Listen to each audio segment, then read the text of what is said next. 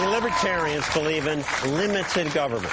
That doesn't mean no government. We want the state to protect us from people who want to kill us. That's a role for government. The Constitution talks about an army and navy, and thank goodness they were there to defeat the Nazis. After 9/11, they retaliated against the Taliban. But today, America has troops in lots of places. More than 70,000 soldiers in Europe, 54,000 in Germany. Why? Berlin Wall fell 20 years ago. We have troops in Turkey, Belgium, Portugal, the Netherlands, Greenland, and elsewhere. Why? The presence of our troops makes some people hate us. A survey in Korea found that most Koreans want U.S. troops to leave.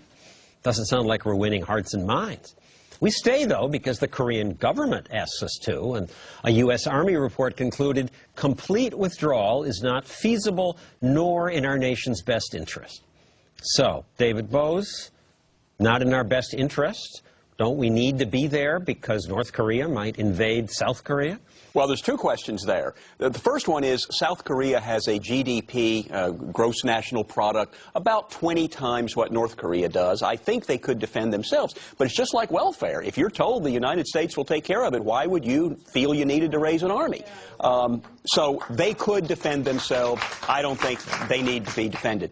But the second question is, why is it the responsibility of my family in Kentucky or other people all over this country to defend South Korea from North Korea? I mean, I don't want North Korea to take over South Korea, but I don't want a lot of things to happen, and I don't think it's the responsibility of our government and our taxpayers and our citizens and our young men and women to go and defend every country around the world. South Korea, Taiwan, Kuwait. There are places all over the world that we could get involved in, and many of them we have. It's not in our interest. Likewise, you don't think we should have gone into Iraq, do you? I don't think we should have invaded Iraq. There was, the libertarian view is, there's absolutely a case for national defense, where the emphasis is on defense. If we are under attack, if it's clear that the interests of the U.S. citizens are at risk, when Japanese attacked us in Pearl Harbor in 1941, then absolutely, libertarians would defend the use of extreme force of a military to defend ourselves. Iraq was not such a case. Wendy? I don't agree that if interests are attacked, that you basically are justified in using force. Force is justified only in response to a direct attack upon you, and then only toward the person who is attacking you. If you look at that, if you apply that, if you math to that, that's what's right for an individual to do, and apply math to, is it right for 10,000 people or 1 million people to do in terms of a nation, I don't see how the principle of right and wrong changes.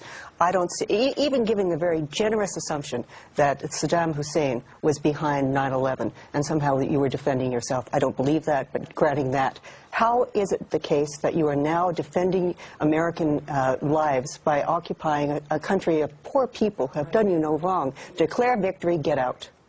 Leroy, libertarians are not unanimous on this.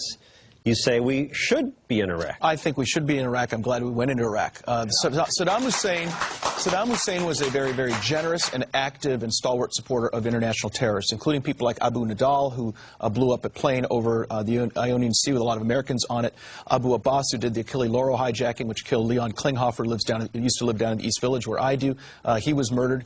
And Saddam Hussein provided funding, training, all sorts of other support and services for these people. I think it was completely appropriate for us, as part of the war on terror, to knock him out. And I'm glad that that country is now one where people just not long ago voted in a democratic government. And I think what the entire Middle East needs is an example of a country where people can vote in their leaders, have a government which is not a dictatorship as Saddam Hussein's was, and I hope be a role model for the rest of that region. And maybe if that happens, we'll have a lot more peace in the Middle East than what we've had, which is tyranny and bloodshed and people coming after us and killing us on our own shores.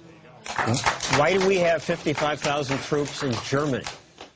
Well, we've had a lot of problems in the European continent, obviously with World War I and World War II, and I see our forces there as a force for good. And I think it's a little bit like the way a nuclear reactor works. You take out if you leave the control rods in, you get a nice, cool reaction, and you can run an energy plant. You pull those out, and basically everything melts, and you have yourself a complete radioactive meltdown. I think that a lot of places where our troops are, things have stayed peaceful, and I think a lot of the reason for that is because of our presence. Well, I certainly disagree. I know you do. Is preemptive war ever justified? What if Iran says we have nuclear weapons and our intelligence says they're about to attack France and maybe us next? Well, if they're about to attack France, I think that's a concern for France. If they're about to attack us, then that's a concern we have to deal with. We've never had a circumstance like that. Saddam Hussein was not about to attack us.